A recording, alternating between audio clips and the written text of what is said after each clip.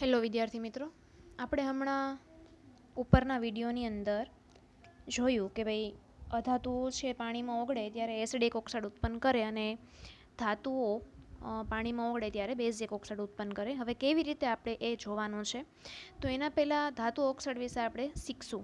બરોબર છે? આગળ હમણાં પહેલાં અહીંયા તમારી પાઠ્યપુસ્તકની અંદર તમે જોજો ગુલાબી ક્વેશ્ચન આપેલા હશે. એ ગુલાબી ક્વેશ્ચનના જવાબ અહીંયા હું તમને આપું છું. જો ટેક્સ્ટબુકમાં લખતા હોય તમે તો લખતા જાજો અથવા સમજતા જાજો કે પ્રવૃત્તિ છે એમાં મેગ્નેશિયમને સળગાવતા કઈ નિપજ મળે છે. તો સ્વાભાવિક છે, મેગ્નેશિયમ ઓક્સિજનની હાજરીમાં સળગે એટલે મેગ્નેશિયમ ઓક્સાઇડ MgO. સૂત્ર ખાસ યાદ રાખવાનું છે. હવે પછી આગળ કીધું એમ સૂત્ર ખાસ યાદ રાખવાનું છે. MgO મેગ્નેશિયમ ઓક્સાઇડ નામનો પદાર્થ મળશે જેને નિપજ કહેવાય. મેગ્નેશિયમ ઓક્સાઇડ કેવો ગુણ ધરાવે છે? બેઝિક ગુણ ધરાવે છે. આપણે હમણાં સમજશું. સલ્ફરને સળગાવતા કઈ નિપજ મળે છે? Sulphur dioxide SO2. સલ્ફરને સળગાવતા જે નિપજ મળે સલ્ફર ડાયોક્સાઇડ તે એસિડિક છે કે બેઝિક? તે એસિડિક છે. અને ઉપરની પ્રવૃત્તિના રાસાયણિક સમીકરણ લખો. આ ખાસ બેટા તમારે લખવાના છે. મારો એવો તમને સલાહ છે, એડવાઇસ આપું છું કે લખો તો વધુ સારું, કારણ કે વાંચીએ નહીં જ આવડે. કારણ કે આ તો સાવ સિમ્પલ સમીકરણ છે. આગળ હજી તમારે 3-4 ચેપ્ટર એટલા બધા જોવાના છે કે જેમાં અમુક સમીકરણ છે ખૂબ કોમ્પ્લિકેટેડ આવશે. એટલે લખવાની સમીકરણ જો તમે ટેવ પાડશો તો મગજમાં વધારે સારી રીતે બેસશે અને હંમેશા ઇઝીથી હાર્ડ તરફ શરૂઆત કરાય. તો આ તમારા સિમ્પલ સમીકરણ છે કે પહેલી રાસાયણિક પ્રક્રિયામાં મેગ્નેશિયમ લીધેલા હતા, ઓક્સિજન સાથે પ્રક્રિયા કરી હતી અને MgO બન્યો. હવે આગળ એમાં બગડો આપેલો છે, ખાસ સમજો કે આ શું છે. તો પહેલાં કહી દો, આ છે રાસાયણિક પ્રક્રિયા કે જે ડાબી બાજુ ને જમણી બાજુ ઇક્વલ છે. સમીકરણ બંને બાજુએ સંતુલિત છે. ડાબી ને જમણી એટલે શું? તો અહીંયા તમે એરો જુઓ છો. એરાની ડાબી બાજુને જે પદાર્થો છે એને પ્રક્રિયકો કહેવાય. આખી જે રાસાયણિક પ્રક્રિયા છે MgO2 અને MgO, એને કહેવાય રાસાયણિક સમીકરણ અથવા રાસાયણિક પ્રક્રિયા. આ પ્રક્રિયામાં જે પદાર્થોને મિક્સ કરવામાં આવે એ બે પદાર્થો પહેલાં જુદા હતા. તમે એને મિક્સ કરો છો એ બે જુદા પદાર્થોને પ્રક્રિયકો કહેવાય અને હંમેશા તે ડાબી બાજુ હોય, એરાની ડાબી બાજુ પ્રક્રિયકો હોય. જેને મિક્સ કરવાના હોય છે, પદાર્થો ઉમેરવાના હોય છે, પ્રક્રિયામાં જે ભાગ લેતા હોય છે તેને પ્રક્રિયકો કહેવાય. એ બંને મિક્સ થઈ ગયા પછી એમાં તાપમાન, દબાણ, ગરમી જે કંઈ પણ તમે આપો, બરાબર, એ પરિબળોમાંથી નવો પદાર્થ બને. એ જમણી બાજુ હોય જેને પ્રોડક્ટ કહેવાય. પ્રોડક્ટ એટલે કંઈક નવું બને છે, કંઈક નવું મળે છે, એને નિપજ કહેવાય. આપણે અહીંયા નિપજ છે MgO મેગ્નેશિયમ ઓક્સાઇડ. એટલે ડાબી બાજુ છે તે પ્રક્રિયકો, જમણી બાજુ છે તે નિપજ. બંને બાજુએ એટલે કે પ્રક્રિયકોમાં અને નિપજની અંદર પરમાણુની સંખ્યા કે અણુની સંખ્યા જ્યારે સરખી હોય ત્યારે કહેવાય કે આખું સમીકરણ સંતુલિત છે. તો અહીંયા તમે જુઓ, અહીંયા બે મેગ્નેશિયમના પરમાણુ છે, અહીંયા ઓક્સિજનના બે પરમાણુ છે. બંનેમાં પરમાણુ બબે હોવાથી આગળ બગડા વડે ગુણી દો, સામાન્ય કાઢી લ્યો બગડો, એટલે આ બગડો બંનેને લાગે એટલે આખું મેગ્નેશિયમ ઓક્સાઇડ જે બન્યું એમાં પરમાણુ બે જ હોય. એટલે કે લીંબુ શરબત બનાવતા હોઈએ ત્યારે પહેલાં જેટલું મીઠું નાખ્યું હોય લીંબુ શરબત બન્યા પછી એટલો જ સ્વાદ આવવાનો છે, વધારે ખારું નહીં થઈ જાય. એમ અહીંયા પહેલાં બે મેગ્નેશિયમ હતા તો પછી પણ બે જ મેગ્નેશિયમ છે. અહીંયા બે જ ઓક્સિજન હતા પછી પણ બે જ ઓક્સિજન છે. એટલે અણુ કે પરમાણુની સંખ્યા ડાબી સાઈડ ને જમણી સાઈડ સરખી હોવી જોઈએ. જો ન થતી હોય તો આપણે સંતુલિત કરવું પડે. એ આપણે આગળ શીખશું. બરોબર છે? આને કહેવાય પરમાણુ. હંમેશા અહીંયા શું કામ મેગ્નેશિયમની આગળ બગડો આવ્યો અને ઓક્સિજનમાં નીચે જમણી બાજુ આવ્યો બગડો? તો ખાસ યાદ રાખજો, આ લખી લેજો. ટેક્સ્ટબુકમાં અહીંયા જગ્યા હશે કદાચ તો લખી લેજો અથવા બુકની અંદર. ધાતુ તત્વ હોય, કોઈ પણ ધાતુ તત્વ, એના અણુની સંખ્યા કે પરમાણુની સંખ્યા હંમેશા ડાબી બાજુ આગળ લખાય અને અધાતુ તત્વ હોય એની અણુ કે પરમાણુની સંખ્યા હંમેશા જમણી બાજુ નીચે લખાય. ક્લિયર? ક્યાંય પણ તમારે જોવું હોય તો ચેક કરી લેવાની છૂટી. धातु तत्वनी अणु के परमाणुनी संख्या हमेशा डाबी बाजू અને જમણી બાજુ નીચે અધાતુની પરમાણુની સંખ્યા હોય છે. બંને સંખ્યા સરખી હોવાથી એક વખત લખવાનું અને આગળ અહીંયા ગુણાઈ ગયું એટલે આ બગડો આખા સૂત્રને લાગુ પડે. જેમ આપણે મેથ્સની અંદર હોય છે ને, સ્ક્વેર હોય કાઉન્સની બહાર તો આખા કાઉન્સને લાગુ પડે. અહીંયા આગળ તમે સંખ્યા લખી નાખી તો આગળ લખેલી સંખ્યા આખા સૂત્રને લાગુ પડે છે. ત્યાર પછી બીજું કે જે મેગ્નેશિયમ ઓક્સાઇડ બન્યો તો એને તમે પાણીમાં ઓગાળ્યું. આ જે મેગ્નેશિયમ ઓક્સાઇડ છે એ સફેદ રંગનો રાખ છે, સફેદ રંગની રાખ ભૂકો પાવડર. એને પાણીમાં દ્રાવ્ય કર્યું, ઓગાળ્યું તો આવું કંઈક બને. આને કહેવાય મેગ્નેશિયમ હાઇડ્રોક્સાઇડ. મેગ્નેશિયમ હાઇડ્રોક્સાઇડ પ્રવાહી સ્વરૂપમાં હોય, દ્રાવણ છે. પાણીમાંથી બનેલું દ્રાવણ હોવાથી તેને જલીય દ્રાવણ કહેવાય. તો અહીંયા જુઓ બગડો ક્યાં છે? રાઈટ સાઈડ જમણી બાજુ. તો આ બગડો માત્ર કોનો? જેનો કાઉન્સ છે એનો. કાઉન્સ કોનો છે? ઓક્સિજન ને હાઇડ્રોજનનો. અને એની નીચે બગડો છે. એનો મતલબ આ બગડો એટલે કે 2 પરમાણુ હાઇડ્રોજનના અને 2 પરમાણુ ઓક્સિજનના છે. મેગ્નેશિયમ કાઉન્સની બહાર છે એટલે મેગ્નેશિયમ એક જ છે, એકલો એક પરમાણુ છે. ક્લિયર? અહીંયા જુઓ ડાબી સાઈડ પણ મેગ્નેશિયમ એક જ છે. ઓક્સિજન જુઓ 1 2 થઈ ગયા 2. અહીંયા ડાબી બાજુ હાઇડ્રોજન 2, અહીંયા પણ 2. આ તમારું સમીકરણ સંતુલિત છે. ત્યાર પછી સલ્ફર ઓક્સિજન સાથે સળગે છે તો સલ્ફર ડાયોક્સાઇડ વાયુ બનાવે છે. તો અહીંયા એક સલ્ફર, અહીંયા પણ એક સલ્ફર, અહીંયા 2 ઓક્સિજનના પરમાણુ, અહીંયા 2 ઓક્સિજનના પરમાણુ. થઈ ગયું સમીકરણ સંતુલિત. એને પાણીમાં ઓગાળો તો આવું કંઈક બને. આને કહેવાય સલ્ફ્યુરસ એસિડ. સલ્ફ્યુરસ એસિડ બને છે. તો જુઓ ડાબી બાજુ હાઇડ્રોજન 2, જમણી બાજુ હાઇડ્રોજન 2, ડાબી બાજુ સલ્ફર 1, જમણી બાજુ સલ્ફર 1, ડાબી બાજુ ઓક્સિજન 2 વત્તા 1 એટલે કે 3. તો અહીંયા જમણી બાજુ 3 આખા. પેલા છૂટા હતા એ 2 ભેગા થયા, પાણીમાં ઓગળી ગયા એટલે હવે ભેગા થઈ ગયા અને 3 લખ્યા આપણે. અને આ નિપજ બની. આ એસિડિક નિપજ છે, આ બેઝિક નિપજ છે.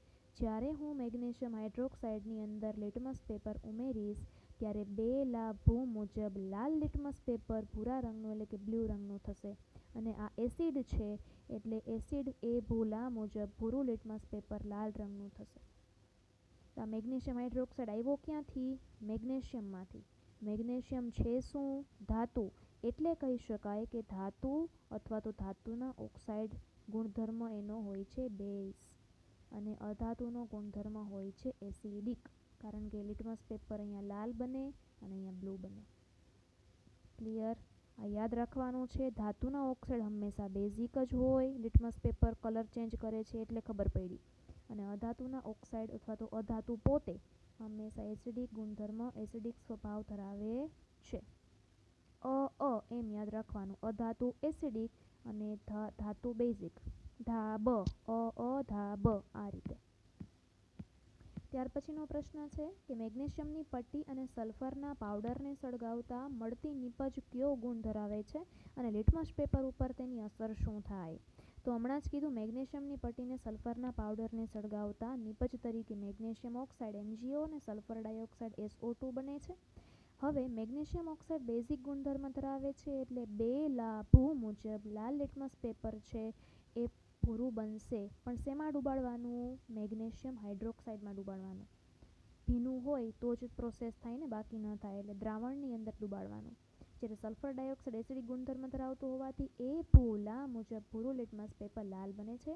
આના ઉપરથી કહી શકાય કે ધાતુ અથવા ધાતુના ઓક્સાઇડ સ્વભાવે બેઝિક અને અધાતુના ઓક્સાઇડ અથવા અધાતુ પોતે સ્વભાવે એસિડિક હોય છે.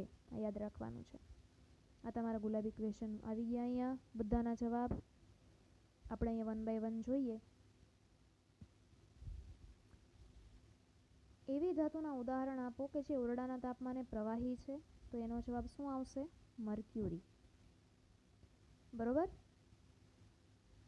અહીંયા જુઓ, આ તમારા પ્રશ્નનો જવાબ છે. એવી ધાતુનું ઉદાહરણ આપો કે જે ઓરડાના તાપમાને પ્રવાહી હોય તો પારો અથવા મર્ક્યુરી. મર્ક્યુરીની સંજ્ઞા લખી લેજો Hg, કેપિટલ H અને સ્મોલ g. છરી વડે આસાનીથી કાપી શકાય એવી ધાતુ કઈ? સોડિયમ અને પોટેશિયમ. હવે જો પ્રશ્ન આખો ભેગો છે, આખો 7મો પ્રશ્ન ભેગો કે એવી ધાતુનું ઉદાહરણ આપો કે જે, એટલે આ બધા ધાતુના છે 4 પ્રશ્ન, કે જે ઓરડાના તાપમાને પ્રવાહી હોય. મર્ક્યુરી છરી વડે કાપી શકાય તો સોડિયમ ને પોટેશિયમ, સોડિયમની સંજ્ઞા Na, પોટેશિયમની K. ઉત્તમ વાહક છે ઉષ્માનું તેવું સિલ્વર અને કોપર, આગળ આપણે જોયું. ચાંદી ને તાંબુ, સિલ્વરની સંજ્ઞા Ag, કોપરની સંજ્ઞા Cu. ઉષ્માની મંદવાહક છે લેડ અને મર્ક્યુરી. તો આ જવાબ આગળ આપણે 8 મુદ્દા જોયા એમાંથી છે. ક્લિયર? એટલે મર્ક્યુરીની સંજ્ઞા ફરીથી Hg, લેડની સંજ્ઞા Pb. હવે આપણે ઉપર જાશું. અહીંયાથી હવે તમારા ધાતુના ભૌતિક ગુણધર્મ પૂરા થાય છે. હવે તમારો ગુણધર્મ ચાલુ થાય છે રાસાયણિક ગુણધર્મ. પહેલાં આપણે જોશું રાસાયણિક ગુણધર્મ ધાતુના, પછી આપણે આગળ વધશું. ધાતુના રાસાયણિક ગુણધર્મ છે નકરી રાસાયણિક પ્રક્રિયા આવશે. આ ગુણધર્મ છે 3 માર્કની અંદર બોર્ડમાં પૂછાય છે. અને જો બોર્ડવાળાને ઈચ્છા થાય તો એક ગુણધર્મના 2 કટકા કરી અને એક નાનકડો ગુણધર્મ પૂછી નાખે એને મન પડે ત્યારે. બરોબર? એટલે આખો ગુણધર્મ સમજવાનો, પછી એના કટકા ખબર પડે કે કેવી રીતે ક્યાંથી શું થાય. થોડુંક ટફ છે એટલે કાન ખોલી અને સમજજો અને આંખ રાખજો આની ઉપર. અને હજી કહું છું લખો તો વધુ સારું. આપણે આગળના વિભાગની અંદર ધાતુના રાસાયણિક ગુણધર્મ વિશે શીખશું. નીચે દર્શાવેલી ધાતુના નમૂના એકત્રિત કરો. એમાં નમૂના છે એલ્યુમિનિયમ, કોપર, લોખંડ, લેડ, મેગ્નેશિયમ, ઝિંક અને સોડિયમ. એટલે કે Al, Cu, Fe, Pb, Mg, Zn અને Na. બરોબર? અને પછી બધાની પ્રક્રિયા કરવાની છે. હવે તમારો એમાં ગુણધર્મ નંબર 1 ચાલુ થાય છે. જે ઉપર નમૂના આપ્યા છે બધાની વારાફરતી વારા આપણે પ્રક્રિયા કરશું. એમાં ગુણધર્મ નંબર 1. સિલેબસ એટલો બધો સરસ છે તમારો કે પ્રશ્ન સ્વરૂપે તમને આપ્યું છે કે ધાતુઓ હવામાં સળગે ત્યારે શું થાય. ઉપર જે ધાતુ આપી ડાયરેક્ટ પ્રશ્ન આપી દીધો કે હવામાં સળગે ત્યારે શું થાય. આ જ પ્રશ્ન ફેરવીને પૂછે તો આવું કંઈક થાય કે ધાતુની ઓક્સિજન સાથે પ્રક્રિયા સમજાવો, ધાતુની O2 સાથે પ્રક્રિયા સમજાવો, અથવા ડાય ઓક્સિજન સાથે પ્રક્રિયા સળગાવો.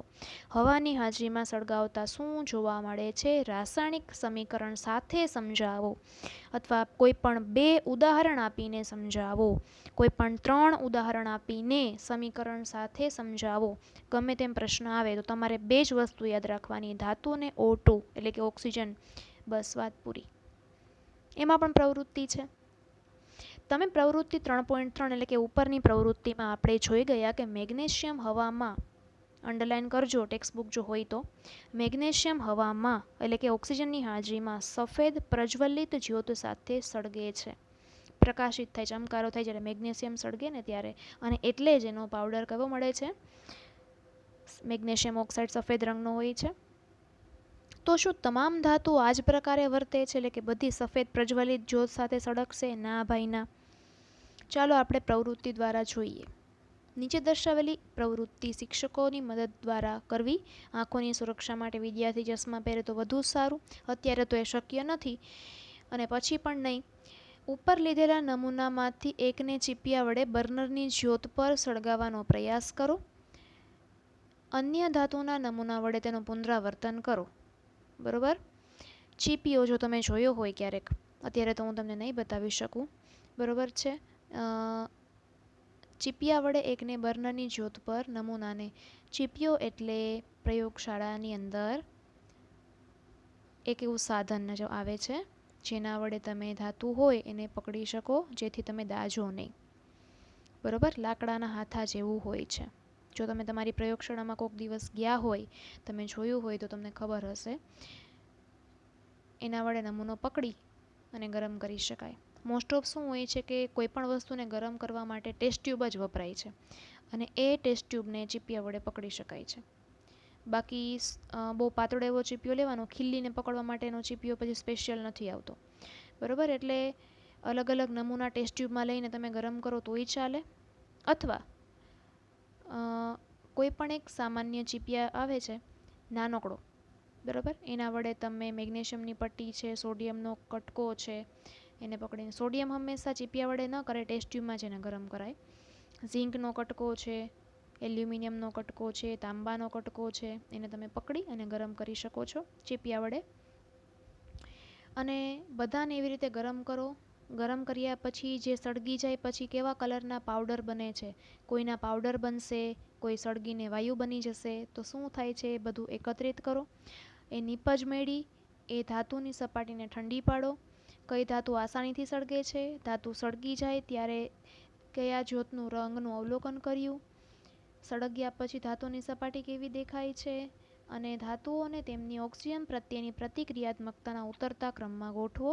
શું નિપજો પાણીમાં દ્રાવ્ય છે, એટલે પાણીમાં આપણે પછી નિપજને ઓગાળવાની, જેમ મેગ્નેશિયમને આપણે ઓગાળ્યું હતું તેવી રીતે, મેગ્નેશિયમ ઓક્સાઇડને ને સલ્ફર ડાયોક્સાઇડને ઓગાળ્યું હતું તેવી રીતે અહીંયા ઓગાળવાનું છે ઓક્સાઇડને.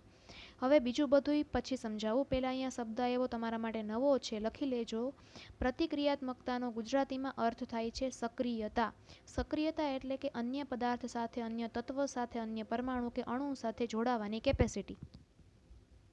એમાં જે તત્વ એ ધાતુ હોય કે અધાતુ એ અન્ય તત્વ સાથે કે પરમાણુ સાથે તરત જોડાઈ જાય, આસાનીથી જોડાઈ જાય, વાર ન લગાડે અને નવીન પદાર્થ આપી દે, એની સક્રિયતા કેપેસિટી પ્રતિક્રિયાત્મકતા સારી છે અને એ ધાતુ વધુ સક્રિય છે, ગમે તેની સાથે સરળતાથી પ્રક્રિયા કરી લે છે, પ્રક્રિયામાં ભાગ લઈ લે છે.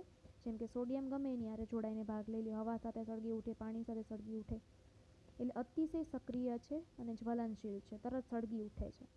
પછી આવે છે પોટેશિયમ, એ પણ સરળતાથી લગભગ બધા સાથે પ્રક્રિયા કરે છે. જેમ જેમ તમે આગળ વધો એમ લોખંડ, કોપર, લેડ, સોનું, ચાંદી એ કોઈ સાથે, સોનું, ચાંદી ને પ્લેટિનમ કોઈ સાથે પ્રક્રિયા કરી શકતા નથી. બરોબર? એની સાથે કોઈ પ્રક્રિયા કરશે નહીં ને એને કરવા કોઈ દેશે પણ નહીં. સોનું છે એ કોઈ સાથે પ્રક્રિયામાં ભાગ નહીં લે. સોનું તમે એક પણ રાસાયણિક પ્રક્રિયા એકેય ચેપ્ટરમાં નહીં જુઓ કે જ્યાં સોનું ઉપયોગ થતો હોય, ચાંદીનો ઉપયોગ થતો હોય. સોનું તો નહીં જ આવે. બરોબર? આથી તે પ્યોર છે, શુદ્ધ છે. એ મિશ્ર છે કારણ કે એમાં બે જ ભાગ તાંબુ ને ચાંદી ઉમેર્યા છે સખતાઈ માટે. રાસાયણિક પ્રક્રિયાની અંદર સોનું ક્યારેય ઉપયોગમાં નથી લેવાતું, ચાંદી નહીં, એટલે એને ઉમદા ધાતુ કહેવાય, શ્રેષ્ઠ ધાતુ કહેવાય. અને કોઈ સાથે રાસાયણિક રીતે જોડાતી નથી. સક્રિયતા એટલે એની ઓછી છે, એટલે નિષ્ક્રિય ધાતુ પણ કહેવાય. એટલે જે ધાતુઓ તરત અન્ય ધાતુ કે પરમાણુ કે અણુ સાથે જોડાઈ જાય, અન્ય પદાર્થ સાથે તરત જોડાઈ જાય, પ્રક્રિયા કરે સરળતાથી, એને વધુ સક્રિય ધાતુ કહેવાય. અને જે વાર લગાડે અથવા તો પ્રક્રિયા કરે જ નહીં એને નિષ્ક્રિય ધાતુ અથવા તો ઓછી સક્રિય ધાતુ કહેવાય. કોપરને બીજા સાથે પ્રક્રિયામાં ભાગ લેતા વાર લાગે, લોખંડને વાર લાગે તો એ ઓછી સક્રિય છે. જ્યારે સોનું, ચાંદી છે એ ભાગ લેતા જ નથી, પ્રક્રિયા કોઈ સાથે કરતા જ નથી, જોડાતા જ નથી ક્યારેય કોઈ સાથે, એટલે એને નિષ્ક્રિય ધાતુ કહેવાય છે. એટલે એને પ્રતિક્રિયાત્મકતા એવો શબ્દ વાપર્યો છે. તમારે ઉતરતા ક્રમમાં ગોઠવવાનું છે. અહીંયા જે તમને ઉપર 5 ધાતુ આપી છે એમાંથી વધુ સક્રિય કોણ, એનાથી ઓછી કોણ, એનાથી ઓછી કોણ, આપણે ગોઠવવાનું છે. જોઈએ સૌથી પહેલાં વહેલા ગુણધર્મને સમજીએ તો લગભગ તમામ ધાતુ એ ઉપર આપી છે 5 ધાતુ એ અને એના સિવાયની જેટલી ધાતુ છે કુદરતની અંદર, દરેક ધાતુ ઓક્સિજન સાથે સંયોજાઈને જોડાઈને એ ધાતુના ઓક્સાઇડ બનાવે છે. એટલે અહીંયા મેં ચોરસ બોક્સ કરેલું છે, એ છે તમારું સૂત્ર. આ ગુણધર્મનું સૂત્ર નંબર 1, ધાતુ પ્લસ ઓક્સિજન એટલે ધાતુના ઓક્સાઇડ. હવે અહીંયા એરો જે છે એને કહેવાય ઇટ ગિવ્સ. ઇટ ગિવ્સ એટલે તે આપે છે, એટલે કે ધાતુ પ્લસ ઓક્સિજન ઇટ ગિવ્સ ધાતુના ઓક્સાઇડ. ધાતુ ઓક્સિજન સાથે જોડાઈને ધાતુના ઓક્સાઇડ આપે છે. ઉદાહરણ આવ્યું પહેલું કોપર. MCQ છે 1 માર્કનો, કે કોપરને જ્યારે હવામાં સળગાવવામાં આવે છે, ગરમ કરવામાં આવે છે, કોપરની તાંબાની પાતળી પટ્ટી આવે, એને કોપર ફોઇલ કહેવાય. અને સળગાવો ત્યારે આઘું રહેવું બને ત્યાં સુધી. બરોબર છે? નાની હોય તો કંઈ પ્રશ્ન નથી કારણ કે તરત સળગી જાય છે, એટલે પકડવામાં ધ્યાન રાખવું પડે છે. ચીપિયા વડે જ પકડવાનું હોય છે આને. જ્યારે કોપરને હવામાં ગરમ કરવામાં આવે છે ત્યારે ઓક્સિજન સાથે સંયોજાઈને કોપર ઓક્સાઇડ બનાવે છે, જે કાળા રંગનો હોય છે. બરાબર. અને અહીંયા આવે છે રોમન આંકડામાં 2 લખેલા છે. એ રોમન આંકડામાં બગડો છે કોપરની સંયોજકતા હોય 2 એ બતાવે છે કે એવો કોપર હોય કે જેની સંયોજકતા +2 હોય. સંયોજકતા તમે આગળ ભણી ગયા છો એટલે ચર્ચા હવે નહીં કરું. સૂત્ર આપેલું છે Cu+O2. તો CuO પણ 2 કોપરના અણુ લીધેલા છે. 2 ઓક્સિજનના પરમાણુ હોવાથી 2 સામાન્ય કાઢો તો 2CuO બને. બરોબર. કોપર ઓક્સિજન સાથે જોડાઈને કોપર ઓક્સાઇડ, એટલે આ સૂત્ર યાદ રાખવાનું છે CuO કોપર ઓક્સાઇડ. હવે એલ્યુમિનિયમનું સૂત્ર કે તેવી જ રીતે એલ્યુમિનિયમ છે ઓક્સિજનની હાજરીમાં એલ્યુમિનિયમ ઓક્સાઇડ આપે. આ સૂત્ર છે. હવે જુઓ એલ્યુમિનિયમના અહીંયા 4 પરમાણુ છે, ઓક્સિજનના કેટલા છે હવે જોજો ખાસ. અત્યાર સુધી શું હતું, ઓક્સિજનના 2 હતા. હવે અહીંયા પણ 2, પણ આગળ કેટલા છે, ઓક્સિજનની આગળ ડાબી સાઈડ 3, એનો ગુણાકાર થાય. તો ગુણાકાર કરો, 3 દુ 6 પરમાણુ ઓક્સિજનના છે. હવે તમને ખબર છે બધાને કે એક અણુની અંદર 2 પરમાણુ તો હોય ને હોય જ. જેમ કે અહીંયા જુઓ ઉપર કોપર સાથે જે ઓક્સિજન છે એ જોડાય છે. એ ઓક્સિજનનો અણુ 1 છે, પણ પરમાણુ કેટલા 2 છે. અહીંયા 2 નીચે લખેલા એ પરમાણુ બતાવે છે. નીચે જમણી બાજુ જે સંખ્યા હોય એ પરમાણુની સંખ્યા હોય. બરોબર. પણ ટોટલ ઓક્સિજન અહીંયા કેટલા છે, 1 જ, એટલે આગળ અહીંયા કાંઈ નથી. હવે અહીંયા પરમાણુ ટોટલ 2, પણ એવા ટોટલ કેટલા અણુ આગળ છે 3. તો ટોટલ પરમાણુ કેટલા 6. એક અણુના 2 પરમાણુ, તો 3 અણુના કેટલા પરમાણુ 6. બરોબર. એટલે 6 ઓક્સિજનના પરમાણુઓ છે. તો એલ્યુમિનિયમ ઓક્સાઇડ બને છે. હવે એલ્યુમિનિયમ ઓક્સાઇડનું સૂત્ર શું, તમે એમ કહેશો 2Al2O3. ના, એ તો આપણે અહીંયા બેલેન્સ કરેલું છે, કારણ કે ડાબી બાજુ સંખ્યા 4 છે એલ્યુમિનિયમની, એટલા માટે. બાકી એલ્યુમિનિયમ ઓક્સાઇડનું સૂત્ર થાય ખાલી Al2O3. બરોબર. જેમ સોડિયમ ક્લોરાઇડનું સૂત્ર શું, તમે કહેશો 2NaCl. ના, ખાલી NaCl. પાણીનું અણુ સૂત્ર શું, H2O. મેગ્નેશિયમ ઓક્સાઇડનું સૂત્ર શું, MgO. બરોબર. કાર્બન ડાયોક્સાઇડનું CO2. પણ આની અંદર જે મેગ્નેશિયમ છે એ 1 કરતાં વધારે હોય, ઓક્સિજન 1 કરતાં વધારે હોય, પાણીની અંદર હાઇડ્રોજન છે તે 2 કરતાં વધારે હોય, ઓક્સિજન છે તે વધારે હોય, તો આગળ સંખ્યા આવે. સોડિયમ ક્લોરાઇડ છે એમાં સોડિયમ છે 1 કરતાં વધારે હોત, 2 સોડિયમ હોત, 2 ક્લોરિન હોત, તો 2NaCl બોલાત. પણ સામાન્ય સૂત્ર તો શું થાય, NaCl જ થાય. એમ અહીંયા એલ્યુમિનિયમ ઓક્સાઇડનું સૂત્ર થાય Al2O3. પરંતુ અહીંયા ડાબી બાજુ જુઓ તમે, એલ્યુમિનિયમ 4 છે, અહીંયા ઓક્સિજન 6 છે, તો 2માંથી 2 તો કોમન નીકળે જ. એટલે અહીંયા તો પહેલાં બગડો ગુણી જ નાખવાનું, 2 વડે ગુણી નાખ્યા. હવે થોડુંક વિચારવાનું કે તમને એલ્યુમિનિયમ ઓક્સાઇડનું સૂત્ર આવડતું નથી, ધારો કે નથી આવડતું, તો પહેલાં 2 વડે ગુણી નાખ્યા, પછી લખ્યું Al. હવે કેટલા ઘટે છે એલ્યુમિનિયમ, તો કે 4માંથી 2 ગયા, 2 ઘટે તો મૂકી દો નીચે. તો 2Al2 એટલે 2 દુ 4 એલ્યુમિનિયમનું કામ પૂરું, 4 પરમાણુ થઈ ગયા. હવે ઓક્સિજન 6 હતા, એમાંથી 2 આપણે કાઢી લીધા, તો ગુણાકારમાં કેટલા જાય 3, તો નીચે મૂકી દો 3, થઈ ગયા 3 દુ 6 ઓક્સિજન. આ તમારું સમીકરણ સંતુલિત થઈ ગયું કહેવાય. ક્લિયર. બસ આમ જ આપણે બધે કરવાનું છે. આગળના ચેપ્ટરમાં જે આપણે જોશું, અહીંયા થોડીક માહિતી આપી દીધી છે એક્સ્ટ્રા, કે કોપર ઓક્સાઇડ કેવી રીતે હાઇડ્રોક્લોરિક એસિડ સાથે પ્રક્રિયા કરે છે, જે આપણે આગળ જોશું. આપણે શીખી ગયા કે ધાતુ ઓક્સાઇડ સ્વભાવે બેઝિક હોય, ઉપરની પ્રવૃત્તિમાં જોયું હતું 3.8માં. પરંતુ અંડરલાઇન કરજો, અમુક ધાતુના ઓક્સાઇડ જેમ કે એલ્યુમિનિયમ ઓક્સાઇડ, જમણા આપણે આગળ જોયો તે આ Al2O3, અને ઝિંક ઓક્સાઇડ. ઝિંક ઓક્સાઇડનું સૂત્ર થશે ZnO. આ બંને ઓક્સાઇડ એસિડિક હોય અને બેઝિક હોય, એટલે 2 ગુણધર્મ ધરાવે છે, એટલે તેને ઉભયધર્મી અથવા ઉભયગુણી ઓક્સાઇડ કહેવાય. એટલે આપણો જે અહીંયા એલ્યુમિનિયમ ઓક્સાઇડ ભાઈ છે તે 2 ગુણધર્મ ધરાવે. લાલ લિટમસ પેપરને ભૂરું બનાવે, ભૂરાને લાલ બનાવે, એટલે કોઈ સાથે એ મનમોટાવ નથી રાખતું, મતભેદ નથી રાખતું. એટલે એસિડિક ગુણધર્મ ધરાવે, બેઝિક ગુણધર્મ ધરાવે છે, એટલે એને ઉભયધર્મી, ઉભય એટલે 2, ધર્મી એટલે ગુણધર્મ અથવા ઉભયગુણી ઓક્સાઇડ કહેવાય. કોણ કોણ, એલ્યુમિનિયમ ઓક્સાઇડ Al2O3 અને ઝિંક ઓક્સાઇડ ZnO. ક્લિયર. એવા ધાતુ ઓક્સાઇડ કે જે એસિડ અને બેઝ બંને સાથે પ્રક્રિયા કરીને ક્ષાર અને પાણી બનાવતા હોય તેને ઉભયગુણી ઓક્સાઇડ કહેવામાં આવે છે. દાખલા તરીકે અહીંયા આપેલું છે એલ્યુમિનિયમ ઓક્સાઇડ જે છે તે જુઓ એસિડ સાથે પ્રક્રિયા કરશે અને બેઝ સાથે પણ પ્રક્રિયા કરશે અને ક્ષાર અને પાણી આપશે. તો તમને બધાને ખ્યાલ છે હાઇડ્રોક્લોરિક એસિડ છે તે એસિડ છે અને NaOH છે સોડિયમ હાઇડ્રોક્સાઇડ તે બેઝ છે. બરાબર, એ બેઝ સાથે પ્રક્રિયા એલ્યુમિનિયમ ઓક્સાઇડ કરે છે. ક્લિયર? અને શું આપે છે? ક્ષાર અને પાણી. જુઓ Al2O3 6 હાઇડ્રોક્લોરિક એસિડના અણુ છે એની સાથે ઉમેરાણો, એમાં ઉમેરી દીધો આપણે હાઇડ્રોક્લોરિક એસિડની અંદર એલ્યુમિનિયમ ઓક્સાઇડ ઉમેરી દીધો તો શું મળ્યું આપણને અહીંયા? તો જુઓ જોઈએ ફરીથી એલ્યુમિનિયમ ક્ષાર મળે છે અને ક્ષારનું નામ છે એલ્યુમિનિયમ ક્લોરાઇડ. અહીંયા નામ નથી આપ્યું, લખતા હોય તો અહીંયા બાજુમાં લખી લેજો AlCl3. ખાલી લખવાનું છે AlCl3 એટલે કે એલ્યુમિનિયમ ક્લોરાઇડ કે જે ક્ષાર છે અને ઘન સ્વરૂપે હોય છે.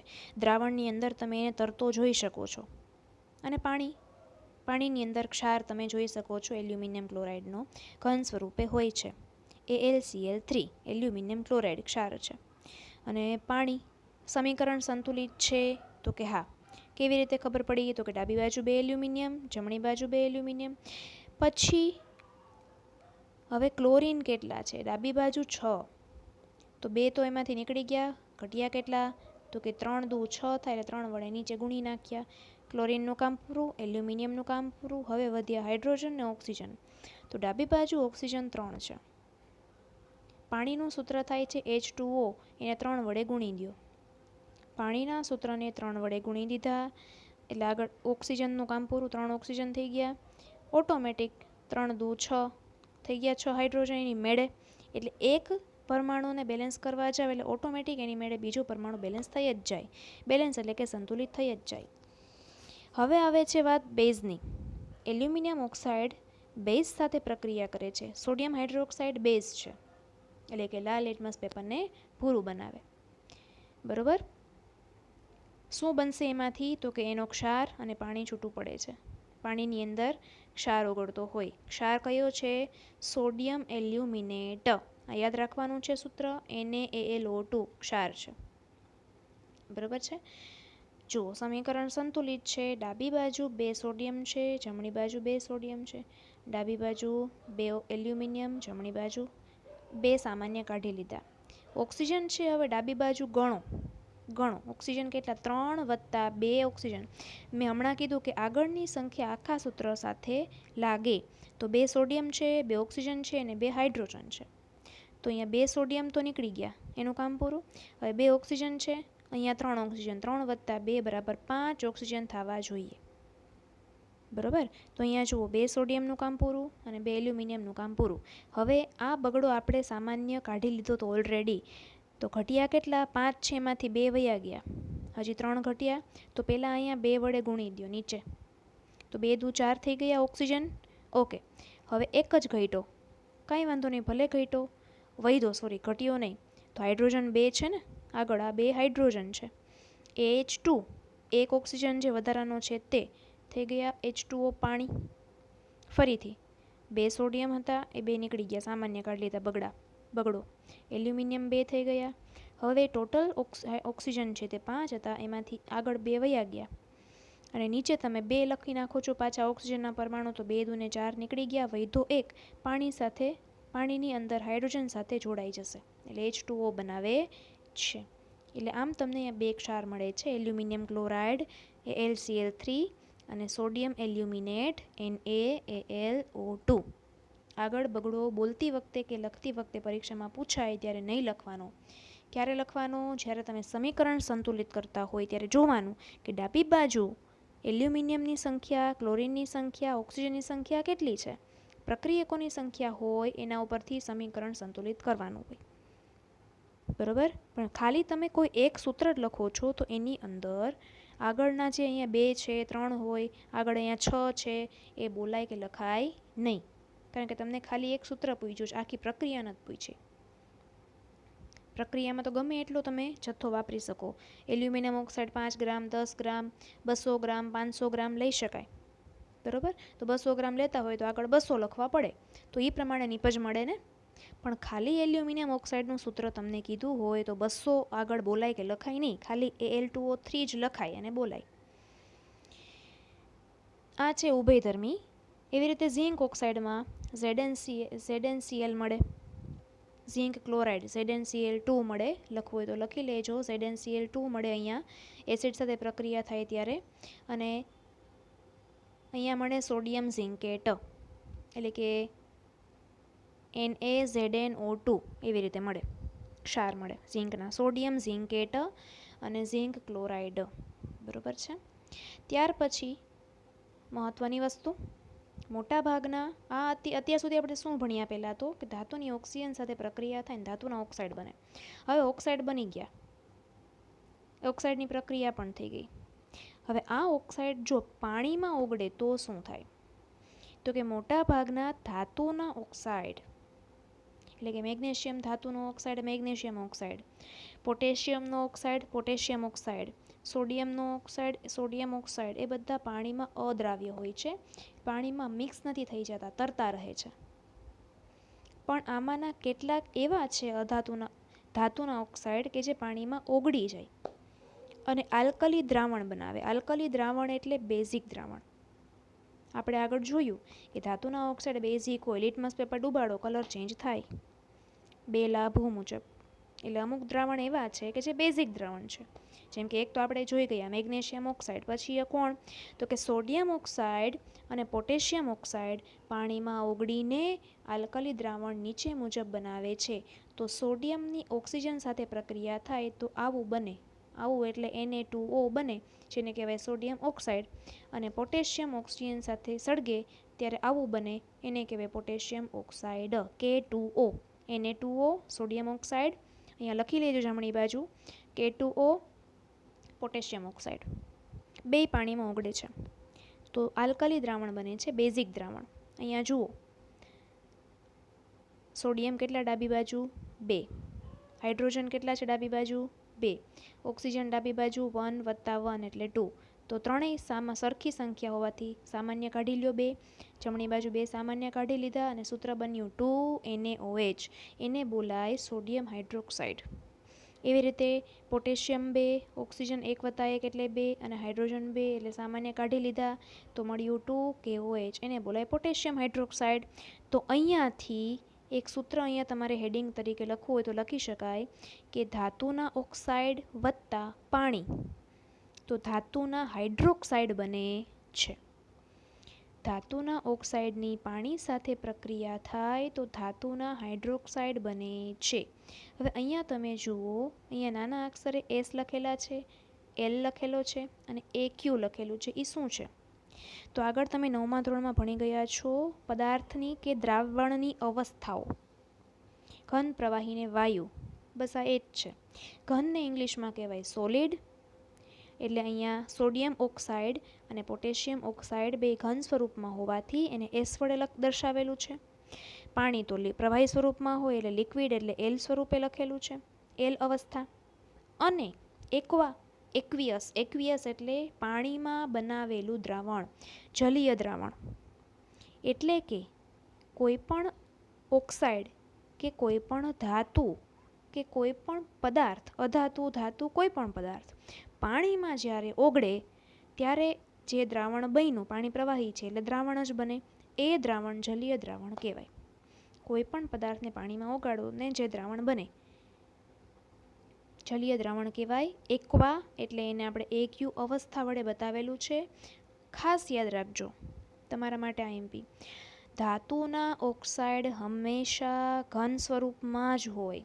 ધાતુ પણ ઘન સ્વરૂપમાં હોય. ભૌતિક ગુણધર્મમાં આપણે પહેલો ભૌતિક ગુણધર્મ જોઈ ગયા, મોટાભાગની ધાતુ ઘન સ્વરૂપમાં હોય. અપવાદરૂપ પારો એક જ પ્રવાહી છે. તો આ ધાતુ ગરમ થઈ ગયા બાદ ઓક્સાઇડ બનાવે, ઓક્સિજન સાથે પ્રક્રિયા કરીને એ ધાતુના ઓક્સાઇડ પણ ઘન સ્વરૂપમાં જ હોય છે. એટલે ધાતુના ઓક્સાઇડ પણ ઘન સ્વરૂપમાં જ હોય, ધાતુ પણ ઘન સ્વરૂપમાં. એટલે મૂંઝાયા વિના ધાતુ કે ધાતુના ઓક્સાઇડ આવે ત્યારે સોલિડ લખી જ નાખવાનું. અમુકમાં અવસ્થા આવશે, બધામાં નહીં આવે, એટલે યાદ રાખવી જરૂરી છે, ખબર પડવી જોઈએ. કારણ કે આ તો પહેલી વખત આવ્યું. ક્યારેક અહીંયા H2O છે તે ગેસિયસ પણ આવશે, એટલે કે પાણીની વરાળ થઈ ગઈ હોય. બરાબર ને? એટલે H2O છે ક્યારેક સોલિડ પણ આવે, તો પાણીનો બરફ થઈ ગયો હોય, એટલે કઈ કન્ડિશનમાં તમે કયા પદાર્થને મૂકો છો એના ઉપર તમે શું લાગુ પાડો છો, દબાણ કેટલું આપો છો, તાપમાન કેટલું આપો છો, એને આધારે અવસ્થા નક્કી થાય. કાર્બન ડાયોક્સાઇડ ક્યારેક વાયુ સ્વરૂપે હોય તો G લખવાનું, સૂકો બરફ હોય તો S લખવાનું. એટલે અવસ્થા તમારે આ ચેપ્ટરમાં ખાસ યાદ રાખતી જવાની છે. જ્યારે જે આવતું જશે ત્યારે હું તમને કહેતી જઈશ. હવે પ્રવૃત્તિ 3.8 જે આગળ આપણે જોઈ હતી એનું વર્ણન થોડુંક અહીંયા મેં લખીને તમને આપેલું છે. ફરીથી એક વખત જોઈ લ્યો. ધાતુની ઓક્સિજન સાથે પ્રક્રિયા થઈને ધાતુના ઓક્સાઇડ બને છે, એટલે કે MgO2, એટલે કે 2Mg+O2. અહીંયા જુઓ મેગ્નેશિયમ ધાતુ છે તો મેં એની અવસ્થા લખી સોલિડ એટલે કે S, અને ઓક્સિજન છે તે અધાતુ છે અને તમને ખબર છે ઓક્સિજન વાયુ જ હોય એટલે આપણે ગેસિયસ એટલે કે G લખ્યું. 2 મેગ્નેશિયમના અણુ છે અને ઓક્સિજનના 2 પરમાણુ છે, 2 સામાન્ય કાઢીએ એટલે 2MgO, જેને મેગ્નેશિયમ ઓક્સાઇડ બોલાય. મેગ્નેશિયમ ઓક્સાઇડ ધાતુનો ઓક્સાઇડ હોવાથી, ઘન સ્વરૂપમાં હોવાથી એને સોલિડ S વડે દર્શાવેલો છે.